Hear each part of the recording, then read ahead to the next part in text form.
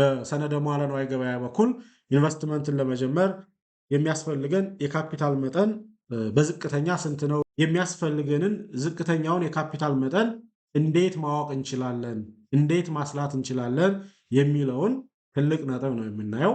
ሰላም ሰላም! የተወደዳችሁና የተከበራችሁ የብርሃን ፋይናንስ ቤተሰቦች በያላችሁበት ሰላማችሁ ይብዛ እያልኩኝ በዛሬ ቪዲዮአችን የምናየው በኢትዮጵያ የካፒታል ገበያ በኩል በኢትዮጵያ የሰነደ ሙዓለ ንዋይ ገበያ በኩል ኢንቨስት ማድረግ የፈለገ አንድ ሰው በሚኒመም የሚያስፈልገው የካፒታል መጠን ምን ያክል ነው የሚል እጅግ ጠቃሚ የሆነ ጥያቄ ከዚህም ከዛም ይነሳል። ስለሆነም ይህንን ጥያቄ በመነሻነት በመውሰድ በዛሬ ቪዲዮአችን በኢትዮጵያ የሰነደ ሙዓለ ንዋይ ገበያ በኩል ኢንቨስት ለማድረግ በዝቅተኛ የሚያስፈልገን የካፒታል መጠን ምን ያህል ሊሆን እንደሚችል ፕራክቲካል በሆነ መልኩ በኢትዮጵያ የሰነደ ሙዓለ ንዋይ ገበያ ሊስት አውት የተደረጉ ተቋማትን ሪል ኬዞች ወስደን እናያለን። ስለሆነም እናንተ እስከ ቪዲዮ ፍጻሜ ድረስ አብራችሁኝ እንድትቆዩ እንዲሁም ለቻናሉ አዲስ ከሆናችሁ ቻናሉን ሳብስክራይብ በማድረግ ተጨማሪ የሆኑ የፋይናንስ የኢንቨስትመንት እና የካፒታል ማርኬት ጉዳዮች ሲለቀቁ እንዲደርሷችሁ እንድታደርጉ በአክብሮት ለመጋበዝ እወዳለሁ። በቀጥታ የሚያስፈልገን የካፒታል መጠን ምን ያህል ነው የሚለውን ጥያቄ ከመመለሳችንና ከማየታችን በፊት ሁላችንም ልብ ልንለው የሚገባ ልንረዳው የሚገባ አንድ እጅግ ጠቃሚ የሆነ ነጥብ አለ። እሱም ምንድነው? በአንድ ሀገር ውስጥ የካፒታል ገበያ መኖር ጥቅሙ ምንድነው የሚለውን ጥያቄ አንስተን ማወቅ መቻል አለብን። የካፒታል ገበያ መኖር በርካታ የሆኑ ጥቅሞችን ይሰጣል። ከነዚህ ከሚሰጣቸው በርካታ የሆኑ ጥቅሞች መካከል አንደኛውና የመጀመሪያው በጉልህ የሚጠቀሰው ምንድነው? ሁሉም የማህበረሰብ ክፍል በአቅሙ ልክ ኢንቨስት ማድረግ የሚችልበትን እድል ማመቻቸትና መፍጠር መቻል አንዱና ትልቁ የካፒታል ገበያ መኖር የሚሰጠው ጥቅም መሆኑን ሁላችንም መረዳት መቻል አለብን። የካፒታል ገበያ ባለበት በዚህ ወቅት ዛሬ እንደ ትናንቱ ያለን ገንዘብ ትንሽ ነው፣ ምን ይሰራል፣ ተጨማሪ የሚባል ገንዘብ እስኪገኝ ድረስ ይሄ ባንክ ነው መቀመጥ ያለበት ብለን ያለንን ትንሽ ገንዘብም ቢሆን አይዲል ማድረግ የለብንም። ወደ ኢትዮጵያ የሰነደ ሙዓለ ንዋይ ገበያ በኩል ይዘን መተን በአቅማችን ልክ የትልልቅ የሚባሉ አንጋፋና አትራፊ ተቋማትን የድርሻ ሰነዶች በመግዛት ኢንቨስት ማድረግ የምንችልበት እድል ተመቻችቷል። የትልልቅና አንጋፋ አትራፊ ተቋማትን ማበደር የሚቻልበትና በዛም መልኩ ኢንቨስት ማድረግ የሚቻልበት እድል ተመቻችቷል። የመንግስትን የዕዳ ሰነዶችም ጭምር በመግዛት መንግስትን በማበደር ኢንቨስት ማድረግ የሚቻልበት እድል የተመቻቸ መሆኑን ሁላችንም መረዳት መቻል አለብን። ስለዚህ በሀገራችን ውስጥ የካፒታል ገበያ እንደመኖሩ መጠን እጃችን ላይ አይድል ሆኖ ሊቀመጥ የሚገባው ሪሶርስ የሌለ መሆኑን ሁላችንም መረዳት መቻል አለብን። ያለን ብር 1,000 ብርም ሊሆን ይችላል፣ 10,000 ብርም ሊሆን ይችላል፣ 20,000 ብርም ሊሆን ይችላል። የካፒታል ገበያ እስካለ ድረስ ሁላችንም በአቅማችን ልክ እንዳልኩት የተቋማትን የድርሻ ሰነዶች አሊያም ደግሞ የዕዳ ሰነዶችን ጭምር በመግዛት ኢንቨስት ማድረግ የምንችልበት እድል የተመቻቸና ያለ መሆኑን ሁላችንም እንደው ብንረዳ ደስ ይለኛል። ስለዚህ ዛሬ እንደ ትናንቱ እንዳልኩት ያለኝ 10,000 ብር አይደል፣ በ10,000 ብር ቤት አልገዛ፣ ቦታ አልገዛ፣ ሱቅ አልከፍት። ስለዚህ ተጨማሪ ብርን እስካገኝ ይህ 10,000 ብር ባንክ ላይ ይቀመጥ የምንልበት ጊዜ ያበቃ መሆኑንና ይህንን 10,000 ብር ወደ ኢትዮጵያ የሰነደ ሙዓለ ንዋይ ገበያ ይዘን መተን የተቋማትን የድርሻ ሰነዶች በመግዛት ኢንቨስተር መሆን የምንችልበት የድርሻ ሰነዶች ብቻ ሳይሆን የዕዳ ሰነዶችንም ጭምር በመግዛት ኢንቨስተር መሆን የምንችልበት እድል ያለ መሆኑን ሁላችንም መረዳት መቻል አለብን። ስለዚህ የሚያስፈልገን የካፒታል መጠን ስንት ነው የሚለውን ከማወቃችን በፊት ሁሉም የሚባል የማህበረሰብ ክፍል ባለው የካፒታል መጠን ልክ ኢንቨስት ማድረግ የሚችልበት እድል እጁ ላይ መሆኑን ማወቅና መረዳት ጠቃሚ ነው ብዬ ስላሰብኩ ነው። ከዛ ባለፈ የሚያስፈልገን የካፒታል መጠን ምን ያህል ነው በሰነደ መዋለ ንዋይ ገበያ በኩል ኢንቨስትመንትን ለመጀመር የሚያስፈልገን የካፒታል መጠን በዝቅተኛ ስንት ነው የሚለውን ጥያቄ በቀጥታ ለመመለስ ይሄን ያህል ነው ማለት አይቻልም። የሚያስፈልገን የካፒታል መጠን በተርሾልድ የተቀመጠ አይደለም። ቢኮዝ የሚያስፈልገን የካፒታል መጠን ሁኔታዎች ሲለያዩ አብሮ የሚለያይ መሆኑን መረዳትና ማወቅ መቻል አለብን።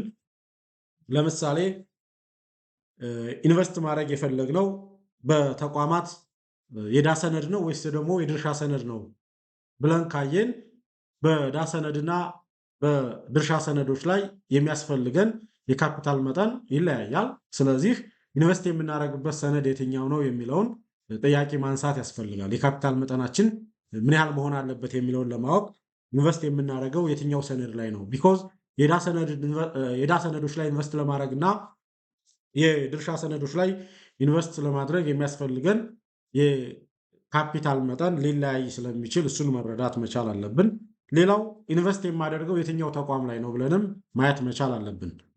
አንድ አክሲዮን ኢትዮ ቴሌኮም ላይ በመግዛት ኢንቨስት ማድረግ እና አንድ አክሲዮን በመግዛት አዋሽ ባንክ ላይ ኢንቨስት ለማድረግ የሚያስፈልገን ዝቅተኛው የካፒታል መጠን በፍጹም የተለያየ ነው። ስለዚህ የሚያስፈልገን የካፒታል መጠን ምን ያህል ነው ብለን ከመጠየቃችን በፊት ኢንቨስት ላደርግ ያሰብኩት የትኛው ተቋም ላይ ነው የሚለውንም ጭምር አብረን ማየት እንዳለብን ሁላችንም መረዳት መቻል አለብን። ሌላው ኢቭን ኢንቨስት ማድረግ የፈለግኩት ኢትዮ ቴሌኮም ላይ ነው። የሚያስፈልገኝ ዝቅተኛው የካፒታል መጠን ምን ያህል ነው? አንዲት አክሲዮን ገዝቼ ኢንቨስት ማድረግ ፈልጊያለሁ። ኢንቨስት ማድረግ የፈለግኩት ደግሞ ኢትዮ ቴሌኮም ላይ ነው።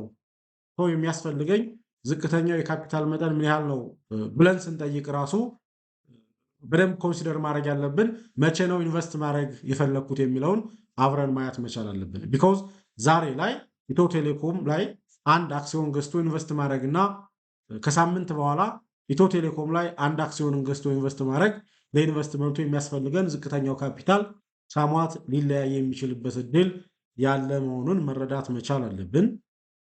ስለዚህ የካፒታል መጠናችን የሚወሰነው በሁኔታዎች ጭምር መሆኑን መጀመሪያ ማወቅና መረዳት ጠቃሚ ነው ብዬ አስባለሁ። ስለሆነም ዛሬ በዋናነት የምናየው አንዲትን አክሲዮን በመግዛት ኢንቨስት ማድረግ ስንፈልግ የሚያስፈልገን ዝቅተኛው የካፒታል መጠን ስንት ነው የሚለውን ሳይሆን የሚያስፈልገንን ዝቅተኛውን የካፒታል መጠን እንዴት ማወቅ እንችላለን፣ እንዴት ማስላት እንችላለን የሚለውን ትልቅ ነጥብ ነው የምናየው። ቢኮዝ እንዳልኩት ዝቅተኛው የሚያስፈልገን የካፒታል መጠን ይህን ያህል ነው ማለት አይቻልም። አንደኛ የትኛው ሰነድ ላይ ነው ኢንቨስት የምናደርገው፣ ሁለተኛ የትኛው ተቋም ላይ ነው፣ ሶስተኛ መቼ ነው ኢንቨስት የምናደርገው የሚሉ ፍላኪዩት ሊያደርጉ የሚችሉ ቫሪያብሎች ባሉበት ሰዓት 1000 ብር ብንል 1000 ብር ይዛችሁ ስትመጡ ዜን ዋጋው ጨምሮ ልታገኙ ትችላላችሁ፣ ወይ ደግሞ ቀንሶ ልታገኙ ትችላላችሁ። ስለዚህ የሚያስፈልገን የካፒታል መጠን ተርሾልዱን ሳይሆን እንዳልኩት የሚያስፈልገንን ዝቅተኛውን የካፒታል መጠን ለማወቅ ግን እንዴት ማስላት እንደምንችል ዲቴይል በሆነ መልኩ እንዳልኩት ፕራክቲካል በሆነ መልኩ የምናይ ይሆናል ማለት ነው። አሁንም ከቪዲዮ ፍጻሜ ድረስ አብራችሁኝ እንድትቆዩ በአክብሮት ነው የምጋብዘው። ሁላችንም በኢትዮጵያ የሰነደ መዋለ ንዋይ ገበያ በኩል ኢንቨስትመንትን መጀመር ስናስብ ለኢንቨስትመንታችን የሚያስፈልገን የክፍያ አይነት 3 መሆኑን መረዳት መቻል አለብን። የምንከፍለው ክፍያ በ3 ይከፈላል እንጂ የምንገዛውን ሰነድ ለመግዛት የምንከፍለው ክፍያ ብቻ ነው ብለን ማሰብ የለብንም። ስለዚህ አንደኛና የመጀመሪያ የምንገዛውን ሰነድ የምንገዛበት ክፍያ፣ ለምሳሌ አክሲዮንን ከሆነ የምንገዛው የአክሲዮን ዋጋ አንደኛ ያለብን ወጪ ነው ወይም ደግሞ ክፍያ ነው። ሁለተኛ አክሲዮኑን እንድንገዛ ፋሲሊቴት ያደረጉልን አካላቶች አሉ፣ ለነሱ የሚከፈል ክፍያ አለ። ዜን አጠቃላይ ገበያው ጤናማ ሆኖ እንዲቀጥል ደግሞ በበላይነት እያስተዳደሩ ያሉ ተቋማቶች አሉ፣ ለነሱ የሚከፈል የአገልግሎት ክፍያ ደግሞ አለ። እሱ ሶስተኛ የክፍያ አይነት እንደሆነ እና 3 አይነት ክፍያዎች እንዳሉ ሁላችንም ልንረዳና ልናቅ ይገባናል። ግልጽ በሆነ መልኩ ለማየት አንደኛውና የመጀመሪያው እንዳልኳችሁ ሰነዱን የምንገዛበት ክፍያ የምንገዛበት ዋጋ አክሲዮን ከሆነ የምንገዛ የአክሲዮን ዋጋ እንለዋለን። ስለዚህ ይሄ ማለት ምን ማለት ነው? የአንድን ድርጅት የባለቤትነት ድርሻ ያ ማለት አክሲዮን ማለት ነው ለመግዛት ያንን ሰነድ ለሚሸጥልን አካል በቀጥታ የምንከፍለው ይፋዊ የገበያ ዋጋ ምን ተብሎ ይጠራል? የአክሲዮን ዋጋ ይባላል። አንድን አክሲዮን ለመግዛት ከምናዋጣቸው ወጪዎች መካከል ይሄ ትልቁና ዋነኛው ነው። አጠቃላይ ወጪው መካከል ኦልሞስት 97.89% የሚሆነውን የሚወስደው ይሄ ክፍያ መሆኑን ማወቅና መረዳት መቻል አለብን። እንዳልኩት ያንን አንድ አክሲዮን ለመግዛት ፋሲሊቴት የሚያደርጉልን አካላቶች በመሃል አሉ። ቢኮዝ በኢትዮጵያ የሰነደ መዋዕለ ንዋይ ገበያ በቀጥታ የተቋማትን አክሲዮኖች መግዛትና መሸጥ አንችልም። የግድ ደላሎች ያስፈልጉናል። እነዚህ ደላሎች የግዥና ሽያጭ ትዕዛዞቻችንን ፋሲሊቴት ያደርጋሉ። ፋሲሊቴት ላደረጉበት ደግሞ ምን ያስፈልጋቸዋል?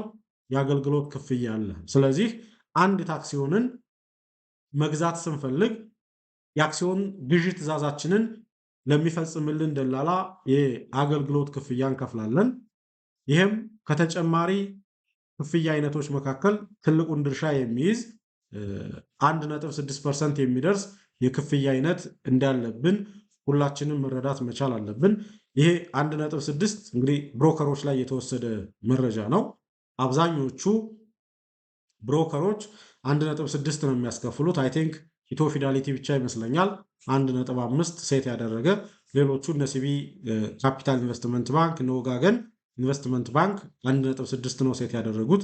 ስለዚህ አንድ ሰው አንድ ተቋም ላይ አንድ አክሲዮንን ለመግዛት ትዕዛዝ ቢያደርግና ግዢ ቢፈጸምለት ያንን ግዢ ለፈጸመለት ደላላ የኮሚሽን 1.6% እንደሚከፍል ማየት መቻል አለበት። ይህም ዝቅተኛ የሚባል የሚያስፈልገንን የካፒታል መጠን ለመወሰን ኮንሲደር ሊደረግ የሚገባው እጅግ ጠቃሚው ነጥብ ነው። ሌላውና ሶስተኛው እንዳልኩት የኢትዮጵያ የሰነደ መዋዕለ ንዋይ ገበያ ጤናማ ሆኖ እንዲቀጥል የኢንቨስተሮች መብት የተከበረ እንዲሆን አጠቃላይ እንቅስቃሴው ፌር ኤንድ ትራንስፓረንት እንዲሆን በበላይነት የሚያስተዳድሩ አካላቶች አሉ። ለምሳሌ የኢትዮጵያ የካፒታል ገበያ ባለስልጣን እሱም ክፍያ ይጠይቃል። አንድ ግብይት በተፈጸመ ቁጥር የግብይቱን ዋጋ ወይም ደግሞ ትራንዛክሽን ቫሊዩን 0.15% ፊ ይጠይቃል። የኢትዮጵያ ሰነደ መዋዕለ ንዋይ ገበያ ኤሴክስ ራሱ 0.36 የግብይቱን ዋጋ ይጠይቃል። ሌላው ሲኤስዲ ነው። ሲኤስዲም የራሱን የሆነ ክፍያ ይጠይቃል። እስካሁን ባለው ጊዜ ውስጥ ግን አልወሰነም። ቲቢዲ ነው የሚለው ቱ ቢ ዲተርማይንድ ነው። ነገር ግን ወደፊት ሲኤስዲም ራሱ ሊከፈለው የሚገባውን የክፍያ መጠን ሴት ሲያደርግ አብሮ የሚታሰብ የአገልግሎት ክፍያም እንዳለብን ለወደፊቱ መረዳት የግድ አስፈላጊ ስለሆነ ብዬ ነው። ስለዚህ ሁላችንም አንዲት አክሲዮንን ከአንድ የሆነ ተቋም ስንገዛ 3 አይነት ወጪዎች እንደሚኖሩብን መረዳት መቻል አለብን። አንደኛውና የመጀመሪያው የአክሲዮን ዋጋው ራሱ ይሄ ትልቁን ድርሻ የሚወስደው። ሁለተኛ ግዢ እንዲፈጸም ፋሲሊቴት ላደረገልን አካል የምንከፍለው ኮሚሽን፣ ለደላሎቻችን የምንከፍለው ኮሚሽን። ሶስተኛው ደግሞ እንዳልኩት ገበያውን በበላይነት የሚያስተዳድሩ አካላት የሚከፈላቸው የአገልግሎት ክፍያ መሆኑን መረዳት መቻል አለብን። ይህንን ኮንሲደር ካደረግን ቀጥታ ሊያስፈልገን የሚችለው ዝቅተኛ የካፒታል መጠን ምን ያህል ሊሆን እንደሚችል፣ እንዴት ማስላት እንደምንችል በሚገባ እንዳልኩት ፕራክቲካል በሆነ መልኩ አብረን እናያለን። እሱን ለማየት ለምሳሌ የኢትዮ ቴሌኮምን በመነሻነት እንውሰድ። አንድ ሰው ኢትዮ ቴሌኮም ላይ አንዲት አክሲዮንን በመግዛት ኢንቨስት ማድረግ ቢፈልግ ምን ያክል ሚኒመም ካፒታል ያስፈልገዋል? እንዳልኳችሁ ይሄ ቋሚ አይደለም። ምን ያክል ሚኒመም ካፒታል ያስፈልገዋል የሚለው ሳይሆን ኮንሲደር መደረግ ያለበት የሚያስፈልገው ሚኒመም ካፒታል እንዴት ይሰላል ነው እንጂ መሆን ያለበት ምን ያክል ሚኒመም ካፒታል ያስፈልገዋል ከሆነ እንትራችንን ያበላሽብናል። ስለዚህ ሁላችሁም ኢትዮ ቴሌኮም ላይ አንዲት አክሲዮንን ገዝቼ ኢንቨስት ማድረግ ስፈልግ እዛች አክሲዮን ላይ ኢንቨስት ለማድረግ የሚያስፈልገኝ ሚኒመም ካፒታልን እንዴት አሰላለው የሚለው ትልቅ ነጥብ ነው መቅደም ያለበት። ይሄ ዳታ በተወሰደበት ኢቨንት አንድ የኢትዮ ቴሌኮም አክሲዮን የገበያ ዋጋው 695.46 ነበር። ይሄ እንዳልኳችሁ 695.46 ሳንቲም አፍተር ኤ ሚኒት፣ አፍተር ኤ ሰከንድ፣ አፍተር ኤ ዴይ፣ አፍተር ኤ ዊክ እንደሚቀየር መውሰድ መቻል አለብን። ቋሚ አይደለም። ነገር ግን እንደው ይሄ መረጃ በተወሰደበት ሰዓት አንድ የኢትዮ ቴሌኮም አክሲዮንን ገዝቶ ኢንቨስት ማድረግ የፈለገ ሰው ምን ያክል ሚኒመም ካፒታል ሊያስፈልገው እንደሚችል ለማሳየት ብቻ የተወሰደ መሆኑን አሁንም ሁላችሁም እንድትረዱ በአክብሮት ለመጠየቅ እወዳለሁ። ስለሆነም አንድ የኢትዮ ቴሌኮም አክሲዮን የገበያ ዋጋው 695 ብር ከ46 ነው ማለት ይሄ ሰው ይህንን አክሲዮን ለመግዛት አክሲዮኑን ለሚሸጥለት ሰው የሚከፍለው ትልቁ ክፍያው ነው። ዜን ከዚህ ላይ የሚታሰቡ እንዳልኳችሁ ሌሎች የወጪ አይነቶች አሉ። አንደኛውና የመጀመሪያው ለደላላ የሚከፈለው ነው። ይሄ ደላላው ይህንን አንድ አክሲዮን እንዲገዛ በማድረጉ ከ695.46 ሳንቲም ላይ የሚታሰብ ስንት ፐርሰንት ኮሚሽን ይጠይቃል? 1.6%። ይሄ ሲሰላ በብር 11 ብር ከ13 ሳንቲም ይጠይቃል። ለኢትዮጵያ ሰነደ ሙዓለ ንዋይ ገበያ ደግሞ ከዚህ ላይ የሚታሰብ ከትራንዛክሽን ቫሊዩ ላይ ነው ሁሉም የሚታሰበው በ0.36% ስታባዙት 2 ብር ከ50 ሳንቲም ይመጣል። ሶስተኛ ለካፒታል ገበያ ባለስልጣኑ አሁንም የሱ 0.15% ነው። የሱም ሲሰላ ወደ 1 ብር ከ4 ሳንቲም አካባቢ ይመጣል። በጥቅሉ ይህንን ስንደምረው ስንት ይመጣል ማለት ነው? 710 ብር ከ13 ሳንቲም ይመጣል። ያ ማለት ምን ማለት ነው? ይሄ ዳታ በተወሰደበት ሰዓት እና የአክሲዮን ገበያው ላይ የኢትዮ ቴሌኮም አንድ አክሲዮን ይህን ያህል ዋጋ በነበረበት ሰዓት ኢንቨስት ማድረግ የፈለገ አንድ ሰው በሚኒመም አንድ የቴሌ አክሲዮን ላይ ኢንቨስት ማድረግ ከፈለገ ይህንን ያክል ካፒታል እንደሚያስፈልገው መረዳትና ማወቅ መቻል አለብን። በሚኒመም 710 ብር ከ13 ሳንቲም። ነገር ግን የአክሲዮን የገበያ ዋጋው ስንት ነበር ብለናል? 695 ከ46 ሳንቲም። የሚያስፈልገው ሚኒመም ካፒታል እንዴት እንደሚሰላ በዚህ መልኩ ማየት መቻል አለብን። ስለዚህ በዛ ሞመንት አንዲት የቴሌን አክሲዮን ገዝቶ ኢንቨስት ማድረግ የፈለገ ሰው 710 ብር ከ13 ሳንቲም ሊኖረው ግድ ይላል ማለት ነው። ይህንን መረዳት መቻል አለብን። የሌሎችንም ብናይ ዘሴም ነው። የገዳ ባንክንም ብታው ይሄ ዳታ በተወሰደበት ሰዓት የአክሲዮን ገበያው ላይ የገዳ ባንክ አንድ አክሲዮን 1062 ብር ነበር። ከዚህ ላይ የደላላ ኮሚሽን ሲታሰብ 16 ብር ከ99 ሳንቲም ይመጣል። የሰነደ ሙዓለ ንዋይ ገበያ ኮሚሽን ሲታሰብ 3 ብር ከ82 ሳንቲም ይመጣል።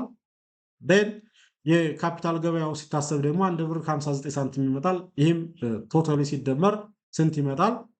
1084 ብር ከ41 ሳንቲም። ስለዚህ ይሄ በሆነበት ኢንቫይሮንመንት አንድ የገዳ ባንክ አክሲዮንን ገዝቶ ኢንቨስት ማድረግ የፈለገ ኢንቨስተር በሚኒመም ምን ያክል ካፒታል ያስፈልገው ነበር ማለት ነው? 1084 ብር ከ41 ሳንቲም ያስፈልገው እንደነበር መረዳት መቻል አለባቸው። ስለዚህ በኢትዮ ቴሌኮም አንድ አክሲዮን ኢንቨስት ማድረግ የፈለገና ገዳ ባንክ ላይ አንድ አክሲዮን ላይ ኢንቨስት ማድረግ የፈለገ ሰው የሚያስፈልገው የካፒታል መጠን እንደምታዩት በእጅጉ የተለያየ ነው ማለት ነው።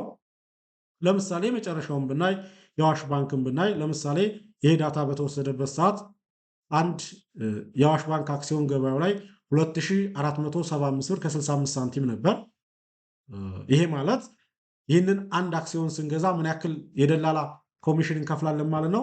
39 ብር ከ61 ሳንቲም እንከፍል ነበር።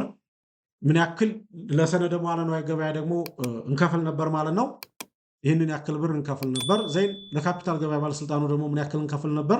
ይህንን ያህል እንከፍል ነበር። ዜርፎር አንድ የአዋሽ ባንክን አክሲዮን ገዝቶ ኢንቨስት ማድረግ የፈለገ ሰው በሚኒመም ምን ያክል ካፒታል ያስፈልገው ነበር ማለት ነው? 2527 ብር ከ89 ሳንቲም ያስፈልገው ነበር ማለት ነው። እዚህ ላይ እንደምታዩት የሚያስፈልገን የካፒታል መጠን ከተቋም ተቋም የሚለያይ መሆኑን ፕላስ ከጊዜ ጊዜም ከራሱ ላይም እንኳን የሚለያይ መሆኑን ከሰነድ ሰነድም ጭምር ሊለያይ እንደሚችል መረዳት የግድ ጠቃሚ መሆኑን ማወቅ መቻል አለብን። ሁላችንም ኤክሴል እንድናደርገው የምፈልገው ትልቁ ነጥብ ምንድነው? የሚያስፈልገን ሚኒመም የሚባለው የካፒታል መጠን እንደዚህ ማስላት ይቻላል። ዜን በየትኛውም የገቢ ደረጃ እንኳ ብንሆን የካፒታል ገበያው ሁሌም ባለን አቅም ልክ ኢንቨስት እንድናደርግ የሚፈቅድ መሆኑን በማየት በመረዳት ሁልጊዜም እንደው አትሊስት አንዳንድ አክሲዮኖችን ሁለት አክሲዮኖችን እየገዛን ኢንቨስት ማድረግ የምንችልበትን እድል መፍጠር በእጅጉ የሚመከር ቀጣይ ጥሩ የሚባል የገንዘብ ነፃነታችንን ለማረጋገጥ የሚመከር ጉዳይ መሆኑን ሁላችንም መረዳት መቻል እንዳለብን ለመግለጽ እወዳለሁ። ቢኮዝ ብዙዎቻችን እኔ ገቢዬ ትንሽ ነው ኢንቨስት ለማድረግ ከዚህ ገቢ ላይ እንዴት ኢንቨስት አደርጋለሁ የሚል አይነት ሀሳቢዎች ኑረውን ነገር ግን አይድል የሆኑ 3,000 ብር 4,000 ብሮችን ባንክ ላይ እናስቀምጣለን። ያ አሁን ላይ ያን ያክል አዋጭ ያልሆነ እና የድሮ አይነት እሳቤ እንደሆነ በመረዳት አሁን ላይ ያለን ትንሽ የሚባል ገንዘብም አይድል መሆን አይጠበቅበትም። ወደ ኢትዮጵያ የሰነደ ሙዓለ ንዋይ ገበያ በኩል ይዘን መተን በአቅማችን ልክ ኢንቨስት ማድረግ የምንችልበት እድል የተመቻቸ መሆኑን መረዳት እና በዛ መልኩ ኢንቨስት ማድረግ እና ተጠቃሚ መሆን የምንችልበትን እድል መፍጠር የሚቻል መሆኑን ለመግለጽ እወዳለሁ። ምናልባት ቪዲዮ ጠቃሚና አስተማሪ ከነበር ላይክ እንድታደረጉት፣ ሼር እንድታደረጉት እንዲሁም ደግሞ ለቻናሉ አዲስ ከሆናችሁ ቻናሉን ሳብስክራይብ በማድረግ የቻናሉ ቤተሰብ እንድትሆኑ በአክብሮት ጋብዛለሁ። አመሰግናለሁ።